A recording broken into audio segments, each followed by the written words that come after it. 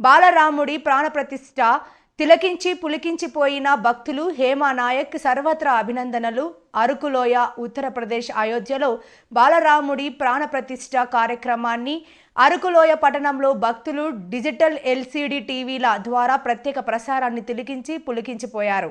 500 ఏళ్ల కల సాకారం అయ్యే రోజు రావడంతో ఈ రోజు కోసం ఎదురు చూసిన శ్రీరామ భక్తులు ఆ రోజు రావడంతో స్థానిక గిరిజన మ్యూజియం పార్కింగ్ ప్రదేశంలో బీజేపీ పార్లమెంట్ నాయకుడు వి హేమ్ నాయక్ భక్తుల కోసం ప్రత్యేక డిజిటల్ ఎల్సిడి స్క్రీన్లు ఏర్పాటు చేసి బాలరాముడి ప్రధాన ప్రతిష్ఠ కార్యక్రమాన్ని అరకులోయ నియోజకవర్గ ప్రజలు ప్రత్యేకంగా తిలకించేలా అన్ని ఏర్పాట్లు చేశారు. దీంతో అరకులోయ మ్యూజియం పార్కింగ్ ప్రాంతం రామనామ స్మరణతో మారుమోగింది.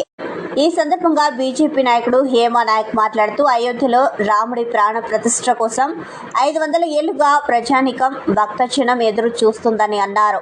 ఎట్టకేలకు 2019లో భారత ప్రధాన న్యాయస్థానం అయోధ్య రాముడి ఆలయ నిర్మాణానికి అనుమతులు మంజూరు చేసిందని అన్నారు. దీంతో భారతదేశ రామ భక్తులే కాకుండా ప్రపంచ దేశాల భక్తులు కూడా హర్షం వ్యక్తం చేశారని అన్నారు. ఈ కార్యక్రమంలో సుమారు 400 మంది భక్తులు పాల్గొన్నారు.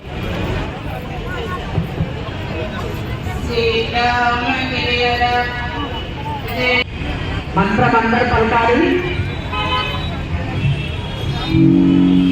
నేను మొదటిసారిగా నేను తర్వాత